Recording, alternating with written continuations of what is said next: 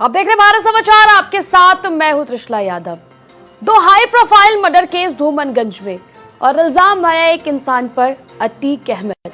और अतीक अहमद राजूपाल हत्याकांड के बाद और पॉपुलर नजर आ रहे हैं। आप सब ताबड़तोड़ कार्रवाई उत्तर प्रदेश पुलिस की और उत्तर प्रदेश सरकार की देख रहे होंगे।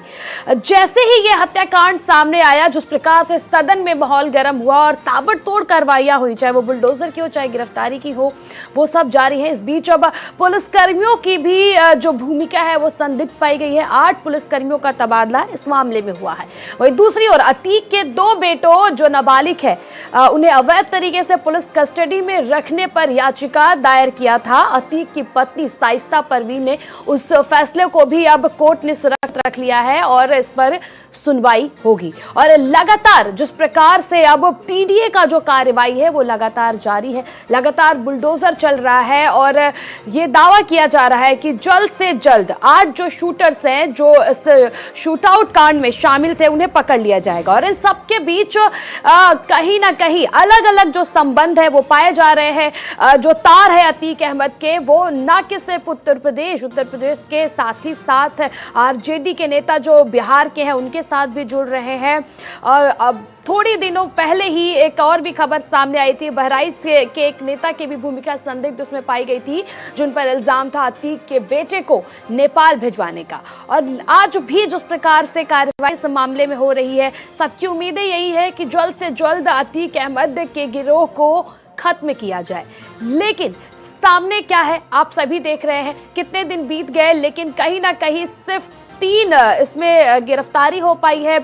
बाकी के जो संदिग्ध है वो फरार चल रहे हैं। अतीक के दफ्तर में छापेमारी के दौरान 74,62,000 कैश बरामद हुआ और अब इस मामले में ईडी की भी एंट्री हो चुकी है, यानी कि मनी लॉन्ड्रिंग मामले में भी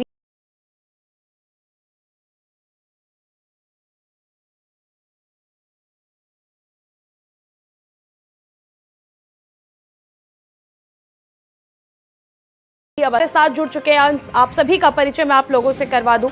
भारतीय जनता पार्टी से प्रवक्ता राघवेंद्र सिंह हमारे साथ जुड़ चुके हैं, चंचल कुमार समाजवादी से हमारे साथ जुड़ चुके हैं, सपा प्रवक्ता हैं आप, और सारस वाजपेयी वरिष्ठ पत्रकार हमारे साथ जुड़ चुके हैं। आप सभी का बहुत बहुत स्वागत है आज की चर्चा में। सारस जी, सबसे पहले मैं आपके पास आना चाहूंगी। जिस प्रकार से आज 3 अपडेट अतीक अहमद मामले में सामने आ रहा है, जो है एक तरफ पीडी की कार्रवाई, दूसरे तरफ जो नाबालिग बच्चों की याचिका पर उन्हें अवैध तरह से कस्टडी में रखने की याचिका पर हाईकोर्ट ने फैसला सुरक्षित रखा, और तीसरी तरफ अवैध प्लॉटिंग पर जो पीडीए का बुलडोजर है वो चल रहा है। इस पूरे प्रकरण को आप किस प्रकार से देखते हैं? देखिए, जिस तरह से प्लांट वे में मर्डर किया गया, ऐसी हत्या ये दर्शाती है कि अतीक का दिमाग कितना क्रिमिनल और कितना शातिर है। जिस तरह से मर्डर किया गया, मर्डर करने वाले उमेश पाल के बगल की दुकान में थे, मर्डर करने वाले आसपास थे। ये तो जो 4-5 चेहरे कैमरे में सामने आए हैं वो हैं। आप समझिए इसके पीछे और कितने लोग होंगे कि अगर सिपाही की कार्बाइन खुल जाती और जवाबी हमला भी होता तो कितने शूटर होंगे जो अगल बगल लगे होंगे, इनको कवर कर रहे होंगे, जैसा एक बड़ी घटना में होता है। यहाँ की छोटी घटनाओं में ऐसा होता है, वहाँ तो बड़ा एक मर्डर होने जा रहा था। जिस तरह से ये कार्रवाई हो रही है, ये समाज में संदेश देने के लिए बहुत अच्छी है, लेकिन ये भी दर्शाती है कि जो अतीक है और अतीक के गुर्गे हैं, अतीक के गिरोह के लोग हैं, उन्होंने कितने योजनाबद्ध तरीके से काम किया।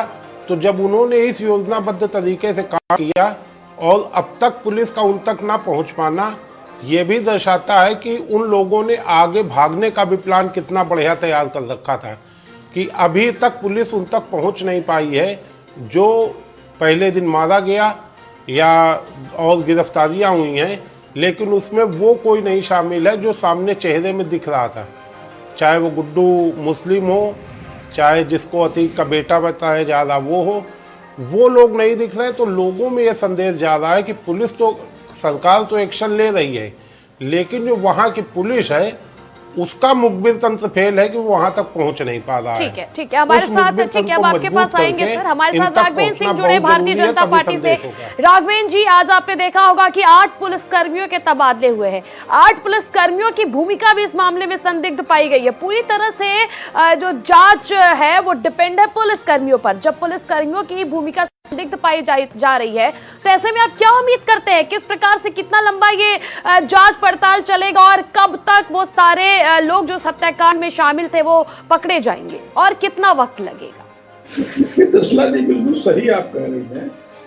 कहीं ना कहीं अंदर कहीं कुछ भीतरघाती ऐसे हैं जो कि जो ये विषय है इसको खुलने में देर हो रही है। उत्तर प्रदेश के मुख्यमंत्री माननीय योगी आदित्यनाथ जी इस विषय को लेकर बहुत गंभीर हैं। इस विषय को लेकर उनका बयान भी आ चुका है। उन्होंने कहा इनको मिट्टी में मिला दे और उसी तरह प्रक्रिया भी चल रही है। आपने देखा होगा घटना के बाद से लेकर आज तक बड़ी टीमें भी लगी हुई हैं, बहुत सैकड़ों फोन सर्विलांस पे लगे हुए हैं और जो अतीक अहमद का जो गैंग है, गैंग को बिल्कुल धूल धूसरित करने के लिए हमारे माननीय मुख्यमंत्री जी आमादा है। बड़े पैमाने पर एनकाउंटर हो रहे हैं, गिरफ्तारियां हो रही हैं। तो ये बात कहने में हमारे जो उत्तर प्रदेश के मुख्यमंत्री हैं माननीय योगी जी, वो इस विषय को लेकर के बहुत ही अधिक गंभीर है। अतीक अहमद जो उनका गैंग है उनको बिल्कुल धूल धूसरित किया जा रहा है और आगे आने वाले समय में जल्द ही इस विषय को समाप्त की तरफ हमें लग रहा है पटाक्षेप भी होगा। आपके चैनल के माध्यम से मैं ये कहना चाहता हूँ, संदेश देना चाहता हूँ, ये लोग जो भाग रहे हैं, जो अन्य राज्यों में है या उत्तर प्रदेश में है, कहीं भी है, अन्य राज्यों में भी हमारी जो है टीमें जा चुकी है, उत्तर प्रदेश पुलिस की, एसटीएफ की, उनकी गिरफ्तारी तो तय है। या तो गिरफ्तारी हो गई या उनको 2 गज जमीन के नीचे पहुंचाया जाएगा। मेरा उनको व्यक्तिगत राय है, अगर वो अपनी जान माल की हिफाजत चाहते हैं तत्काल अपने थाने में समर्पण कर दें या कोर्ट कचहरी जहां चाहे वहां समर्पण कर दें। ये उनको उत्तर प्रदेश के मुख्यमंत्री उनको बख्शने वालों में नहीं है। निश्चित रूप से इस विषय को लेकर के हम लोग बहुत ही अधिक गंभीर है और निश्चित रूप से उनका या तो एनकाउंटर होगा या उनकी गिरफ्तारियां होंगी। ठीक है, चंचल कुमार हमारे साथ जुड़े हुए सपा के प्रवक्ता। चंचल, किस प्रकार से देखते हैं जिस प्रकार से आज 3 कार्यवाही सामने आई है, कोर्ट ने भी अभी फिलहाल फैसला सुरक्षित रखा है, किस प्रकार से इस प्रकरण को देखते हैं और जिस प्रकार से अभी इस मामले में मात्र सिर्फ 3 गिरफ्तारी हुई है और वो सारे प्रमुख चेहरे जो सीसीटीवी में आ चुके अभी तक उनकी गिरफ्तारी नहीं हो सकी है। अतीक की पत्नी शाइस्ता परवीन जो अभी भी फरार है, जिसने अभी जो याचिका है वो भी हाई कोर्ट में दायर कर दी अपने बेटों के लिए और वो फरार है। सबसे बड़ी बात है आज के समय में उत्तर प्रदेश में जंगल राज कायम हो चुका है। आप देखिए एक एक जिले में आए दिन लगातार घटनाएं घट रही हैं। अभी हमारे साथी भारतीय जनता पार्टी के प्रवक्ता कह रहे थे कुछ भीतरघाती ऐसे हैं वाकई में, और भीतरघाती और कोई नहीं है, वो भारतीय जनता पार्टी के लोग हैं। और एक बड़े मंत्री का जिस तरीके से बड़ा नाम आया कि 5 करोड़ रुपए की लेन देन हुई, आप सोचिए उसके ऊपर सरकार के लोग चुप हैं, उसके ऊपर कोई किसी का कोई बयान नहीं आ रहा है। तो इसका मतलब यह है, आप सोचें कि लमसम 1 महीना होने को है इस घटना को, लमसम 1 महीना होने को है। अरे सुनो भाई, आप सुनो, अरे आपकी आतुरता में समझ सकता हूँ, आपकी आतुरता में समझ सकता हूँ। जनता को बेवकूफ समझाए क्या? अरे क्या बेवकूफ? उत्तर प्रदेश की जनता को बेवकूफ बन जाए। अपराधियों का संरक्षण देने वाले आप ही लोग। अपना भोपू बंद करे तो मैं बोलूं। अपराधियों को जमीन कब्जा कराने वाले आप लोग। अपना भोपू बंद करे तो मैं बोलूं। आपको मुझे पता है सच कड़वा होता है, सच सुनने के बाद आप चिल्लाते हो और ये भारतीय जनता पार्टी के लोगों की आदत है। जब भी सच की बात आती है तो इधर की बात उधर, उधर की बात उधर करते हो आप लोग। झूठ बोलने वाले माहिर लोग हैं। आप बताइए, हिंदुस्तान के इतिहास में ऐसा पहली बार हो रहा है कि संसद में बैठे जो सरकार चला रहे हैं लोग, संसद नहीं चलने दे रहे हैं। क्या बात करेंगे आप? शर्म आपको आनी चाहिए। क्या बात करेंगे? अरे अतीक अहमद के साथ किसकी भी नहीं बात है? राघवेंद्र सिंह, बड़ी ईमानदारी से बताना आप, अहमदाबाद की जेल में बंद है कि नहीं बंद है अतीक अहमद? अहमदाबाद की सरकार चल रही है और जेल के अंदर साजिश कर रहा है। क्या कर रहे हो आप लोग? यहाँ की सरकार क्या कर रही है, वहां सरकार क्या कर रही है? अरे शर्म तो आपको आनी चाहिए। जिस तरीके से तांडव हुआ है प्रयागराज में, आपको शर्म आनी चाहिए। चुल्लू में पानी में डूब बनना चाहिए। जंगल राज क्या करके रख दिया आपने उत्तर प्रदेश में? सीमाएं तो आप मांग रहे हो।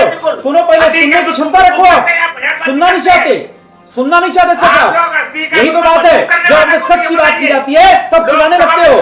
देखो चिल्लाने से सच झूठा नहीं हो जाएगा। ठीक है राघवेंद्र जी, राघवेंद्र जी दूसरों को भी बोलने का मौका दे। आपकी बात सुनी गई है और मैं आपसे यही उम्मीद करती हूँ कि आप दूसरों को भी बोलने का मौका दें।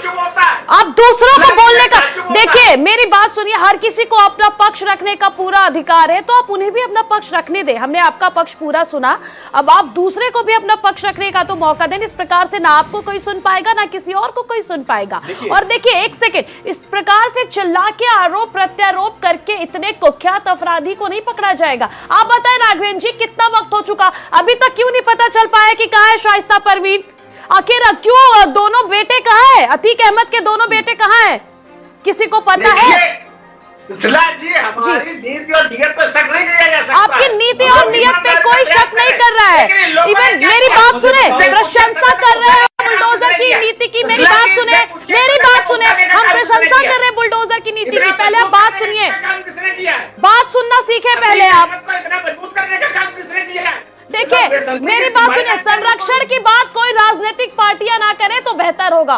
कौन किसको संरक्षण दे रहा है ये सबके सामने है, ठीक है। एक सेकंड, बुलडोजर नीति की तारीफ हर कोई कर रहा है, ठीक है। जिस प्रकार से आज ईडी की कार्यवाही हुई उसकी भी तारीफ की जा रही है कि ईडी की एंट्री होगी, मनी लॉन्ड्रिंग नया है, कोई कार्यवाही पे शक नहीं कर रहा है। लेकिन इतना लेट क्यों? जेल प्रशासन कहा था आपका, जिस वक्त जेल में बैठे अशरफ अहमद और अतीक अहमद तो यहाँ है भी नहीं, बैठे इतनी बड़ी हत्याकांड की रचना, कोई छोटा हत्याकांड नहीं था कि 3 लेयर्स के शूटर्स अरेंज किए गए थे, कोई मामूली हत्याकांड था ये? कहाँ था इंटेलिजेंस सारा? इतने कुख्यात अपराधी जो जेल में बैठे हैं, जेल में बैठ के इस प्रकार के हत्याकांड को इंजाम दिलवा दिए, कैसी बात कर रहे हैं आप? बताएं, इस प्रकार से आरोप प्रत्यारोप से काम नहीं चलेगा। ये बताइए, जो लोग सामने आ रहे हैं उनकी गिरफ्तारियां हो रही है कि नहीं हो रही? सामने आने का क्या सेंस बता रहे हैं आप? जो जेल में, एक सेकंड, आप जेल, एक सेकंड, तो फिर जेल में किस प्रकार से हत्याकांड को अंजाम दिया जा रहा है, षड्यंत्र रचा जा रहा है, उसका क्या, कैसे मीटिंग हुई? इतना सख्त प्रशासन है तो कैसे मीटिंग हुई बताइए? नहीं, मीटिंग होने के बाद कार्रवाई हुई कि नहीं हुई, ये भी तो विषय देखिए।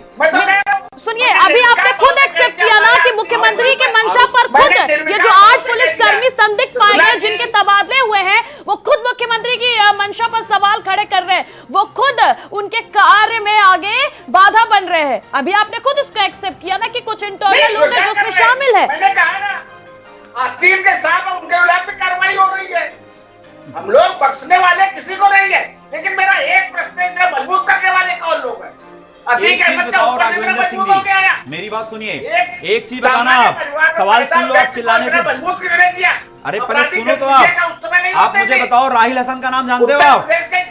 राहिल हसन का नाम जानते हो आप? भारतीय जनता पार्टी का महानगर का अध्यक्ष था वो, अभी आपने पार्टी से निकाला है। उसका भाई जो है आरोपियों में नाम शामिल उसका है। क्या उसके घर बुलडोजर चलाया आपने? क्या बात कर रहे हैं आप? भाई तो दल से निकाल दिया है। अरे निकाल दिया, उसके घर बुलडोजर चलना चाहिए, चलना चाहिए? अरे उसका भाई आरोपी है, उसके घर बुलडोजर चलना चाहिए कि नहीं चलना चाहिए? उसको निकाल दिया गया। और दूसरी बात सुनो, आप दूसरी बात, आप लोग सुनिए, आप लोग तो चिल्लाने में आ गए हैं, झूठ बोलने में आ गए हैं। आपको झूठ की ट्रेनिंग दी जाती है, मुझे पता है। झूठ बोलने से सच झूठा नहीं, सुन लीजिए। उत्तर प्रदेश में आपकी क्या गति हो गई है? अरे गति अपनी भी याद रखो, आप लोग जिस तरीके से गति अपनी भी याद रखो। अपराधियों की बात कर रहे हो, सबसे ज्यादा अपराधी आपकी पार्टी में है। आप एडीआर की रिपोर्ट पढ़िए, आप एडीआर की रिपोर्ट पढ़िए, सबसे ज्यादा अपराधी आपकी पार्टी में है। 55 में से 24 मंत्री जो है क्रिमिनल केसेस में, उनके ऊपर केसेस हैं। आपके नेता से बात करते हुए ददुआ का ऑडियो टेप वायरल हुआ था, मुझे मत बताइए आप लोग कितने दूध के धुले हुए हैं। अरे दूध ही कितने धुले हैं, दूध ही कितने ढीले हैं आप लोग। आपको पता होना चाहिए, आपके डिप्टी सीएम से लेके सीएम से लेके सबके ऊपर क्या क्या धाराएं लगी हुई थी, किन लोगों ने मुकदमे वापस लिए हैं। आप ये ना बताओ हमें, आप सुनिए, आप मुझे बताइए त्रिशला जी, एक घटना बताता हूँ आजमगढ़ जिले की।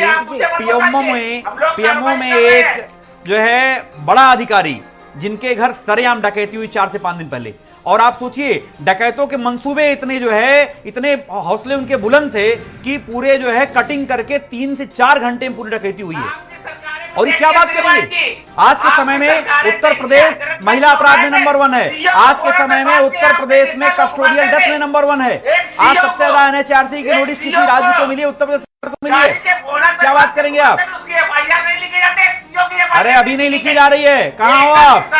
कहाँ पर हो आप? कहाँ पर हो आप? राघवेंद्र जी दूसरे को बोल लेने दें, आपको भी मौका मिलेगा। हमारे साथ प्रियंका गुप्ता जी जुड़ चुकी हैं, कांग्रेस की प्रवक्ता। प्रियंका जी, पूरे कन्वर्सेशन के दौरान आपने कन्वर्सेशन सुना और अपडेट जो है ये भी कि 8 पुलिसकर्मियों की जो भूमिका है वो संदिग्ध पाई गई है। एक प्रकार एक तरफ से जिस तरह लगातार उत्तर प्रदेश के मुख्यमंत्री योगी आदित्यनाथ इस प्रकार के माफियाओं को मिट्टी में मिलाने में लगे हुए हैं, और दूसरी तरफ उत्तर प्रदेश के ही पुलिसकर्मी इस प्रकार के मामलों में संदिग्ध पाए जाते हैं। किस प्रकार से आप इस पूरे मामले को देखती हैं? चूंकि आप इस पूरे प्रकरण को देखिए, जिस तरह से अभी तक एक भी शूटर अरेस्ट नहीं हुआ है, तो उससे साफ जाहिर होता है कि सरकार के काम करने का तौर और तरीका क्या है।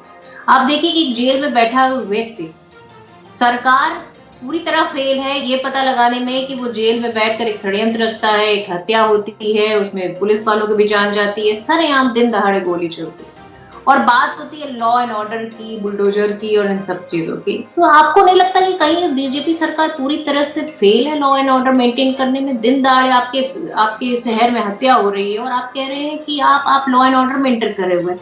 तो ये इस बात का प्रमाण है कि किस तरह की सरकार है, और इस पूरे प्रकरण को जिस तरह से लंबा घसीटा जा रहा है उससे कहीं ना कहीं राजनीतिक फायदे की भी उम्मीद रखी जा सकती है।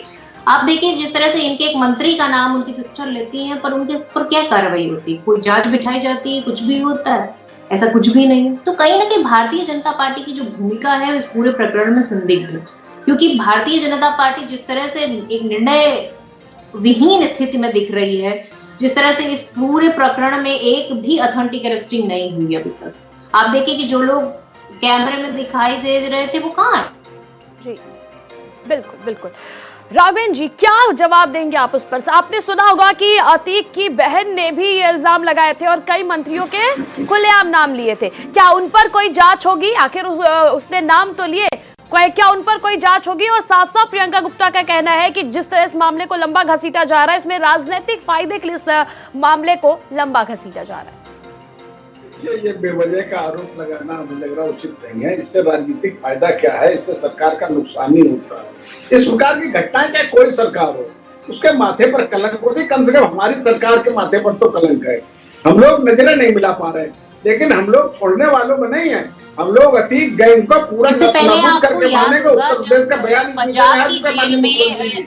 हम लोग बड़े पैमाने पर उस पर कार्रवाई की, कोई बात नहीं होती है। ऐसा कोई दिन नहीं होता है जिस दिन कोई कार्रवाई नहीं दुनिया भर का षड्यंत्र रच लेते हैं, पर उसके लिए कोई गवर्नमेंट जिम्मेदार नहीं है, कोई सरकार जिम्मेदार नहीं है, कोई जिम्मेदार नहीं है।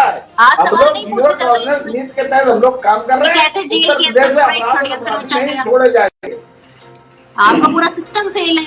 आप क्राइम कंट्रोल की बात क्या करते हैं? क्या कानूनों की बात करते हैं? क्या क्राइम कंट्रोल अगर आप कर रहे होते तो इतना बड़े षड्यंत्र एक व्यक्ति जेल में रह के बना रहा है और उसके बाद उसका अंजाम दिया जा रहा है, आपकी पार्टी का नाम आ रहा है, पूरी तरीके से नकार रहे हैं। समाजवादी पार्टी में तीसरे दिन दंगे होते थे। ईडी, सीबीआई, समाजवादी पार्टी की सरकार में तीसरे दिन दंगे होते थे। नेताओं को सपोर्ट करना आता है, पर यहाँ पर राघवेंद्र जी, अतीक अहमद के दफ्तर पर इतने दिनों बाद छापा क्यों पड़ा? ईडी कहीं और व्यस्त थी क्या? इतने दिनों बाद छापा क्यों पड़ा? वो तो इंस्टेंट छापा पड़ जाना चाहिए ना उसके सभी ठिकानों पर। ये तो पूरा देश जानता है ना। बताइए, विपक्षी नेताओं पर क्या थी ईडी? क्या कर रही थी? इतना बड़ा कुख्यात अपराधी, उसको इतना समय आखिर उसको मिला है क्यों? उसके दफ्तर पर इतनी लेट छापेमारी, ईडी इतना लेट उसके दफ्तर पर क्यों पहुंची? ये तो पहले ही था कि फंडिंग हो रही है, उसको मदद मिली है अलग अलग जगहों से, उसकी जानकारी पहले क्यों नहीं जुटाई गई? ईडी पहले क्यों नहीं पहुंची? ये ऐसा कोई दिन नहीं जा रहा है जिस अतीक अहमद वाले इस घटना को लेकर के जिस दिन कोई कार्रवाई नहीं हो रही है। लगातार हम लोग जिस दिन घटना हुई है उसके आज तक बात उसकी नहीं है। ईडी इतनी लेट क्यों पहुंची? ईडी कहाँ व्यस्त थी? ईडी कहाँ व्यस्त थी? इतना लेट क्यों पहुंची? सवाल तो ये उठता है। आखिर इतने दिनों से क्यों नहीं उसके सारे ठिकानों पर छापे मारे? क्यों नहीं उसके दफ्तर ईडी पहुंची? आखिर 10,74,62,000 रुपए बरामद हुए हैं, इतने लेट क्यों वहां पर पहुंची ईडी? असलहे भी बहुत पहले पहुंच जाना चाहिए था। क्या पता कुछ और भी मिलता, कुछ और सुराग मिलते वहां से। बताइए। नहीं, उसका जो तुष्टीकरण भी हो गया है, रुपए भी बरामद हुए, असले भी बरामद हुए।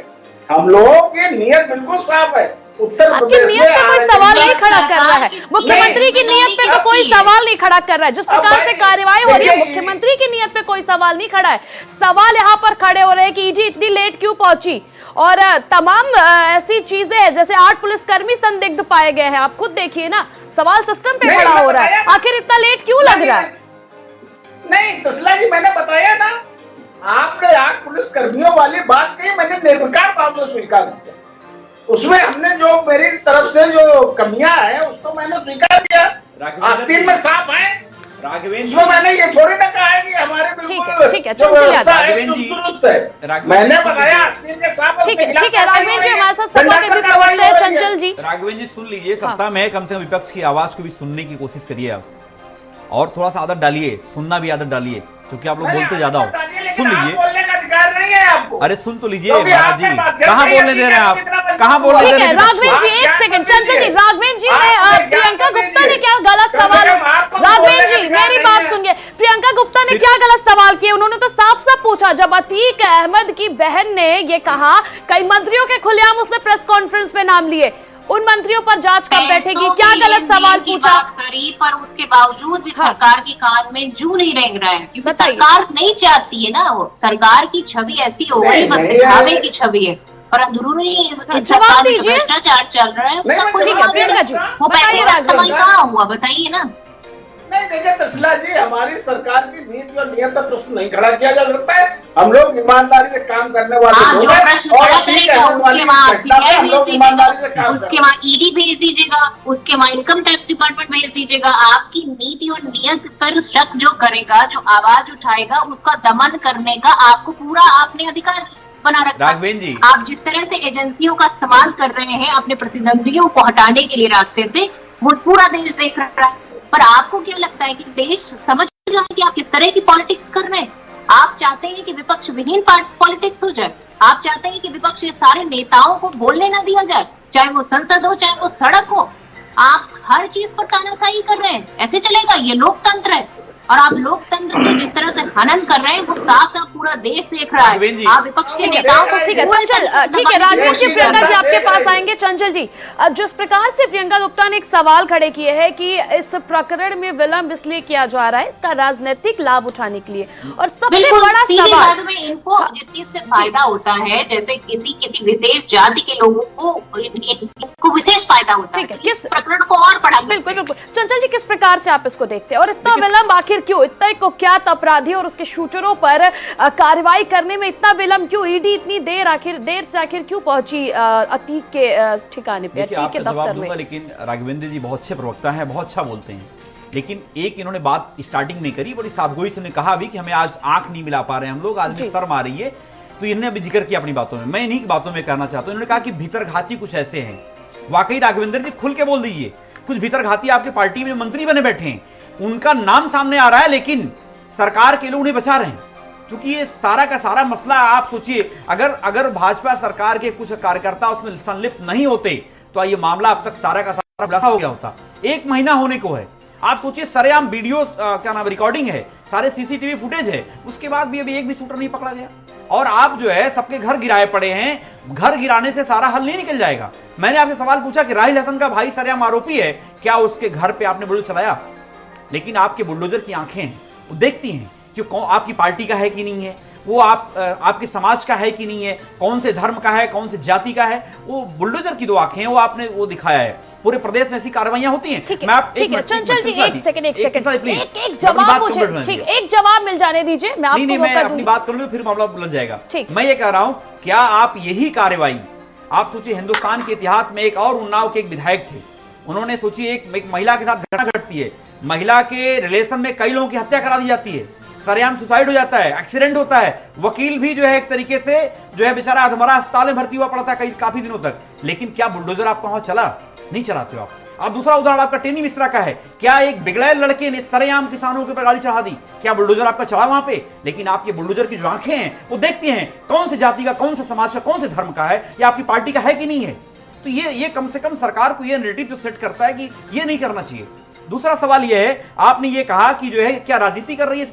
आपको मैं बता दूं कि भारतीय जनता पार्टी के लोग केवल सिर्फ और सिर्फ राजनीति कर रहे हैं, जहां इनको बस केवल 4-5 चीजें इनके पास सेट हैं: हिंदुस्तान, पाकिस्तान, मुसलमान, शमशान, कब्रिस्तान, अजान, रमजान। इसके अलावा इनके पास कोई एजेंडा नहीं है। मैंने अभी एक सवाल उठाया कि पीएमओ में बैठा हुआ कर्मचारी, अधिकारी रैंक का, बड़े रैंक का अधिकारी है, उसके घर सरेआम आजमगढ़ डकैती होती है तरोलिया ब्लॉक में, लेकिन आप बताओ उसको कोई अभी तक कार्रवाई नहीं हो पाई, एक भी गिरफ्तारी नहीं हो पाई। 4 से 5 दिन हो गया।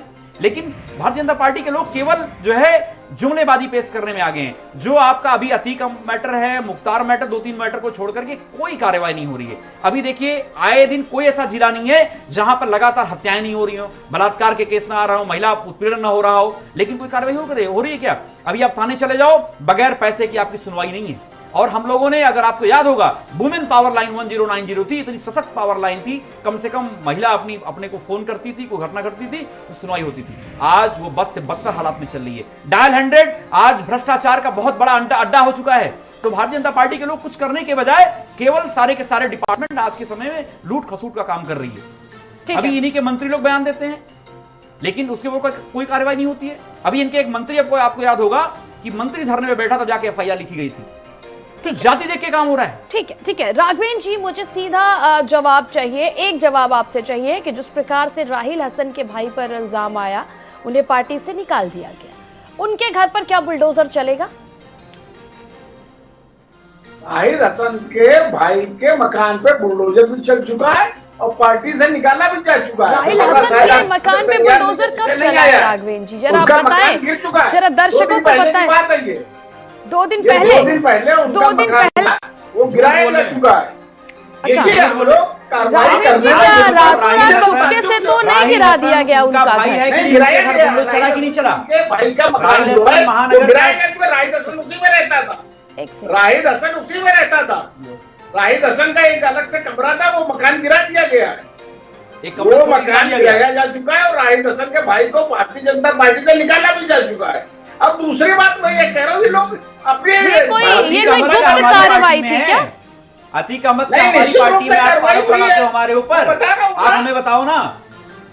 अब भाई आप गूगल सर्च ठीक है, जिन मंत्रियों का नाम, एक सेकंड, जिन मंत्रियों का नाम अतीक की बहन ने लिए थे सरेआम प्रेस कॉन्फ्रेंस में, और वो चीख के कह रही थी कि कुछ करोड़ रुपए, 5 करोड़ के आसपास कुछ रुपए की बात हुई थी, फला मंत्री ने लिए हैं, क्या उसकी जांच होगी? ईडी पहुंचेगी वहां पर?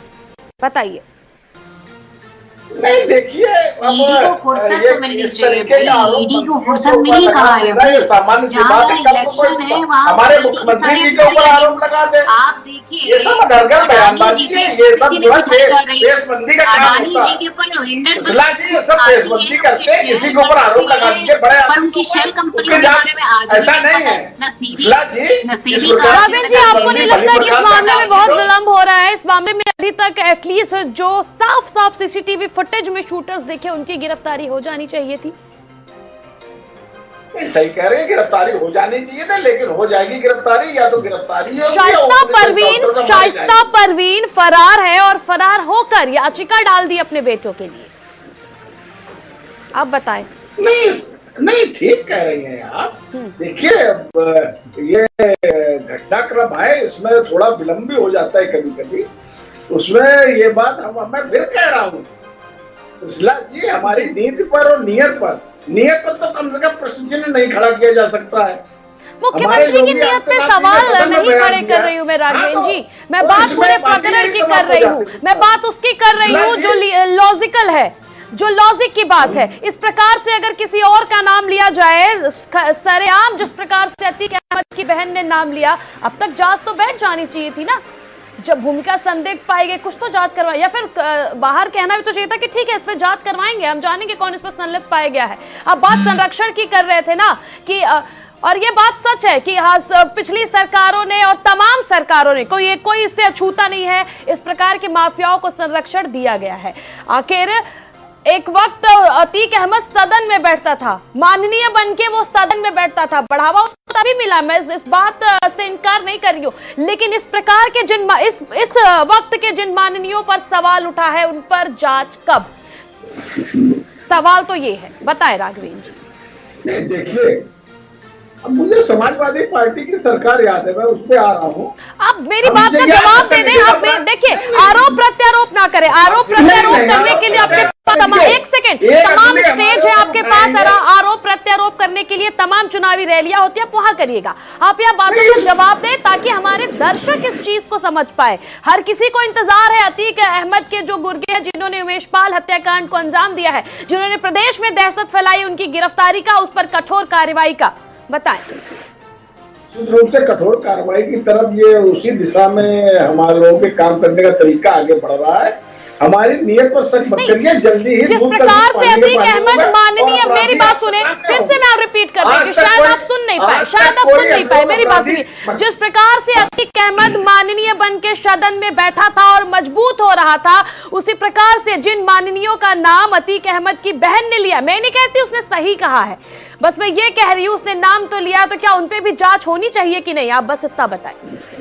नहीं, देखिए, ये सब पेशबंदी का खेल होता है। किसी बड़े के ऊपर गेंद उछाल दीजिए, उनका और भी चरित्र देखा जाता है। ऐसे ही अतीक अहमद पर भी पहले गेंद उछाला जा रहा था, ऐसे ही पहले अतीक अहमद पर भी गेंद उछाला जा रहा था। सभी राजनीतिक पार्टियां अगर इस प्रकार के लोगों को पार्टी के द्वारा संरक्षण देना बंद कर दे तो आगे मजबूत होकर को इस प्रकार के हत्याकांडों को अंजाम नहीं दिलवा पाएंगे। राघवेंद्र जी, चंचल जी, किस प्रकार से आप देखते हैं इसको?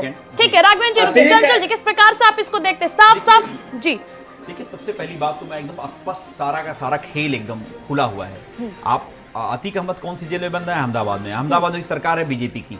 अशरफ कहाँ पे बंद है? बरेली के जेल में, आई थिंक वहां पे सरकार बीजेपी, यहाँ बीजेपी की सरकार है और जेल में रहते सारे कांड हो रहे हैं। आप समझिए, इसका मतलब कि सरकार के लोगों की मिली भगत है ना। दूसरी बात, और एक बहुत बड़ा नाम जो सामने आया, क्या उसके खिलाफ जांच नहीं होनी चाहिए? दूसरी बात, इनके यहाँ विधायक तो इतने, अभी देखिए लखीमपुर खेरी का केस है, एक विधायक ने एक लड़की को अपने आप बंधक बना के पीटा। देखिए, बहुत सारी चर्चा हो रही है, बंधक बना के पीटा, लेकिन उसके खिलाफ कोई कार्रवाई नहीं होगी। उसकी मां ने तहरीर थाने में देने गई, उसकी एफआईआर दर्ज नहीं हुई। शायद जानकारी होगी मंत्री जी को। और ये उल्टे कहते हैं कि शर्म विपक्ष को होना आनी चाहिए।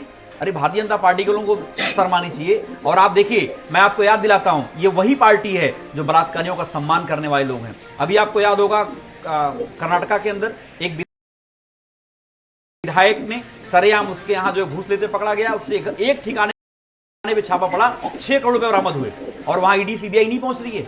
और उसके बाद अगले दिन उसकी बेल हो जाती है और पूरा जश्न निकाला जाता है, जुलूस निकाला जाता है। और पता, जुलूस किसी और चीज का नहीं था, ये लोकतांत्रिक और संवैधानिक संस्थाओं के ऊपर जो है एक बहुत करारा तमाचा था, वो उसके ऊपर जुलूस था ये।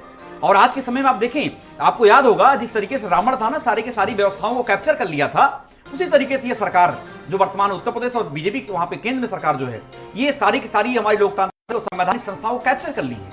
लेकिन अब वो दिन दूर नहीं है।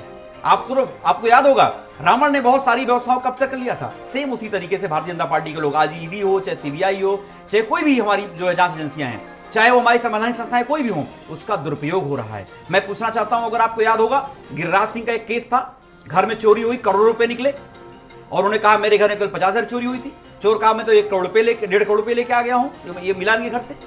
उसकी क्या वहां पे ईडी से नहीं जाएगी? लेकिन भारतीय जनता पार्टी के लोग जो है, इनका दोहरा चरित्र है। यही तो सवाल है कि ये इनकी जो कार्रवाइयां होती हैं देख करके होती हैं, और ना जाने कौन सा वॉशिंग पाउडर यूज करते हैं। इनसे पूछा जाए, भाई कौन सा वॉशिंग पाउडर, कौन सी वॉशिंग मशीन यूज करते हो? जो आता है दूध का धुला हो जाता है, वो गंगा जल से आप जो है शुद्धिकरण कर देते हो। क्या आप बताओगे? बहुत सारे भ्रष्टाचारी बड़े बड़े हैं, उनके बारे में नाम आप लेना चाहोगे? लेकिन नहीं लेना चाहोगे। अब है क्या, कोई आदमी आरोप लगाएगा, उसके खिलाफ ईडी छोड़ दोगे।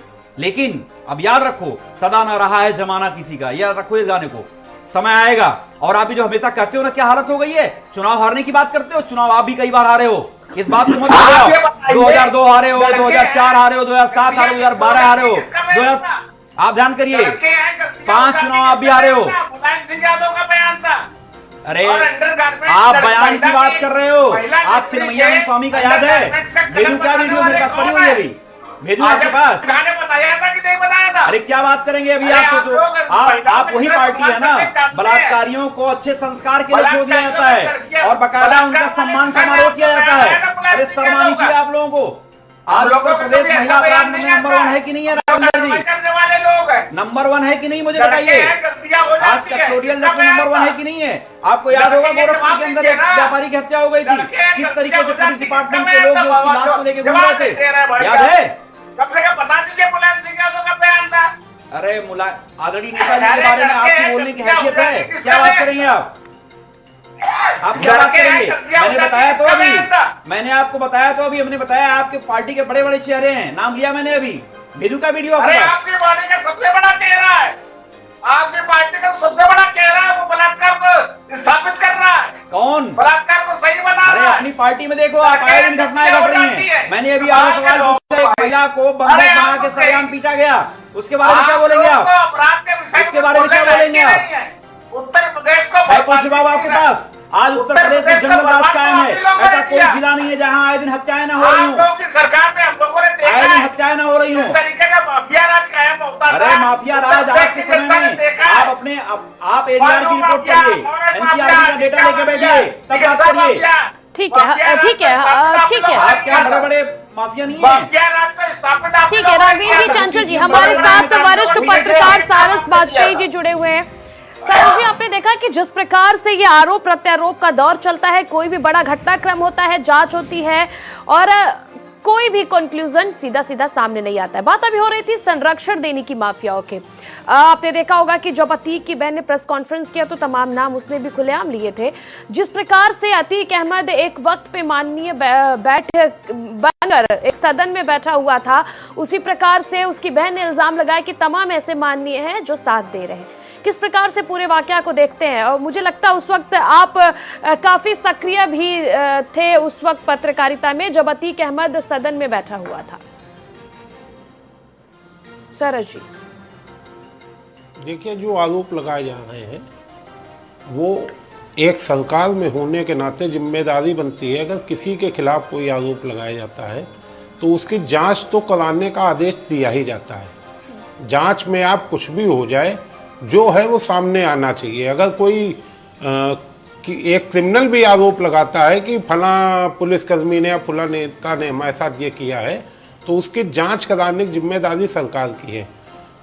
उसमें जिम्मेदारी के साथ सरकार को कहना चाहिए था कि जो आरोप लगाए गए हैं उसकी जांच कराई जाएगी। जांच के लिए आप कुछ भी कर सकते थे, वो फिर आपके हाथ में होता।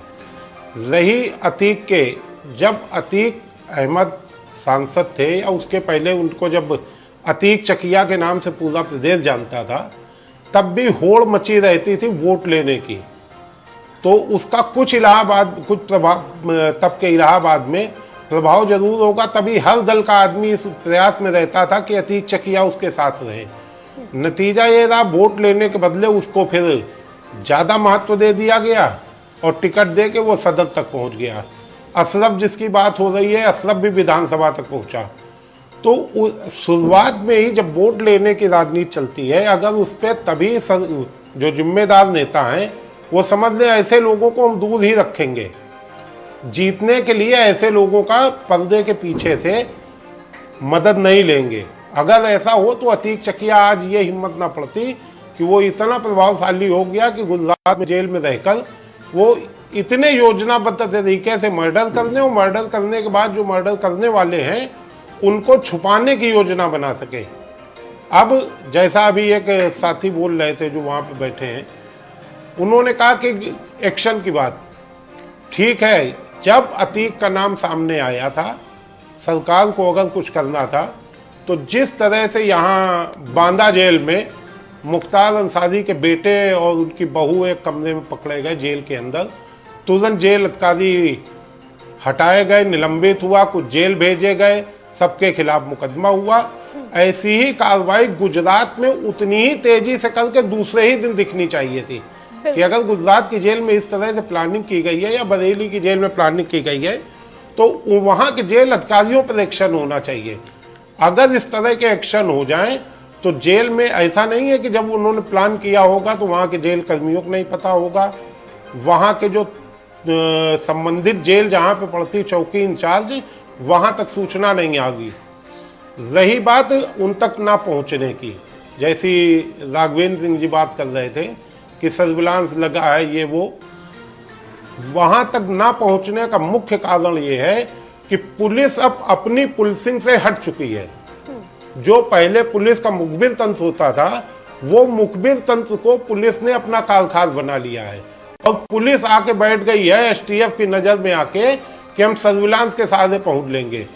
जहां पर अतीक अहमद जैसा प्लानर आदमी, इतना कुख्यात आदमी इस तरह के प्लान कर रहा है, तो क्या उसको नहीं पता होगा कि सर्विलांस से कैसे बचा जाता है? उसने किसी नाम से फोन लिया होगा जो शूटर थे, और उसके बाद वो सिम चला गया, उसके बाद किसी से बात ही नहीं की उन्होंने। तो सर्विलांस के सहारे पहुंच पाना मुश्किल है। पुलिस को अगर इन तक पहुंचना है तो अपने मुखबिर तंत्र को मजबूत करना पड़ेगा, जैसा पहले था कि अगर घटना हुई तो मुखबिर मदद करने के लिए पुलिस की आ जाता था। आज जिस तरह से मर्डर हुआ है, एक अतीक वाले में उमेश उनके सामने खड़ा हुआ तो उमेश पाल का इस तरह से मर्डर हुआ, तो मुखबिर तंत्र का विश्वास जीतना पड़ेगा अगर आपराधिक घटनाओं पे अंकुश लगाना है। और अगर इसी तरह चलना है कि सर्विलांस के सहारे पकड़ा, छोड़ दिया, पैर पे गोली मार दी, तो वो अंकुश नहीं है। अंकुश तब है जब उनको पकड़ के सरेआम सामने लाया जाए, और वो मुखबिर तंत्र ही कर सकता है, जो पुलिस का इस समय फेल हो गया है। ठीक है प्रियंका जी, जिस प्रकार से पहले टिकट्स दे दिए जाते हैं, होल्ड लगी रहती है वोट पाने की, उसके बाद जब इस प्रकार के माफिया इस प्रकार की घटनाओं को अंजाम देते हैं तो आरोप प्रत्यारोप का दौर जारी हो जाता है। किस प्रकार से आप इसको देखती है, और पार्टियों को कितना इससे बचना चाहिए कि जो भी ऐसी छवि के लोग हैं उन्हें टिकट ही ना दिया जाए, उन्हें अपने पार्टी से माननीय बनाने की कोशिश ना किया जाए?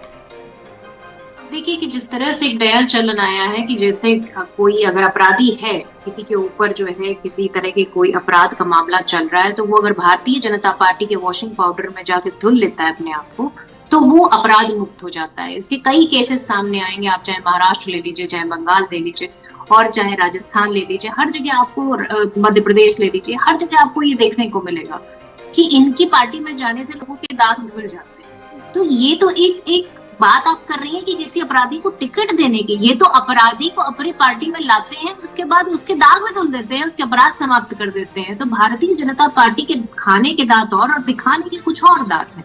ये जितना भी भ्रष्टाचार का जो है एक एजेंडा लेकर आए कि हम भ्रष्टाचार खत्म कर देंगे, आप बताइए किस डिपार्टमेंट में भ्रष्टाचार खत्म हो गया? आप बैठे हुए हैं और भ्रष्टाचार नहीं अडानी जी कर रहे हैं तो क्या कर रहे हैं? आप पूरे देश के जो जितने भी एयरपोर्ट है, पोर्ट है, जितने सेंसिटिव जो कहते हैं देश की सुरक्षा से जुड़े हुए सारी चीजें हैं, वो सारी आप देते चले जा रहे हैं। 300 करोड़ रुपए की जो है, 3000 करोड़ रुपए की जो है वो पकड़ी गई थी वहां पर बुद्रा पोर्ट पर, जो अफीम या जो भी ड्रग्स थी, आज तक पता नहीं चला, कोई केस ही नहीं बना।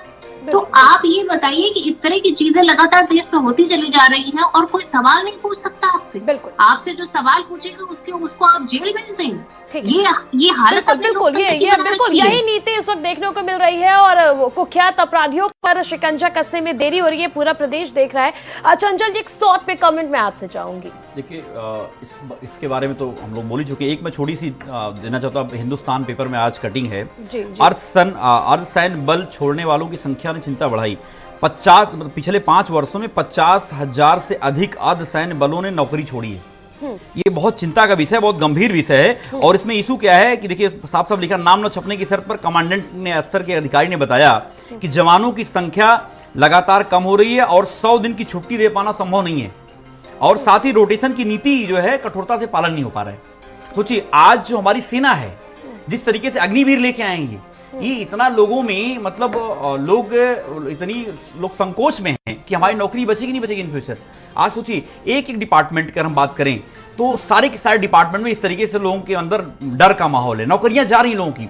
और आप सोचिए, आत्महत्या के मामले में उत्तर प्रदेश से लेकर देश में बहुत सारे जो है आंकड़े आ रहे हैं, और लोग आए दिन जो है आत्महत्याएं हो रही हैं। ये बहुत गंभीर चिंता का विषय देश की दिशा में जा रहा है। सवाल ये है, लेकिन भारतीय जनता पार्टी के लोग केवल प्रोपेगेंडा चलाने में माहिर ये लोग हैं। और कभी भी आप सोचिए, अकेले रेलवे में 3.25 लाख नौकरियां खत्म हो गई, लेकिन उसके ऊपर कोई चर्चा नहीं करेंगे। और कभी भी अगर आप देखें, चाहे वो कोई डिपार्टमेंट, आप देखिए किसानों की समस्या बद से बदतर हालत है आज के समय में। अभी मैं आजमगढ़ जिले बता रहा हूं कि इतना नुकसान हुआ किसानों का सारा गेहूं खराब हो गया, आलू खराब हो गया। बिल्कुल चंचल जी, ये मुद्दा हम इस पे जरूर बात करेंगे। और फिलहाल आज की इस चर्चा में इतना ही। आप सभी हमारे साथ जुड़ने के लिए बहुत बहुत धन्यवाद। देखते रहिए भारत समाचार।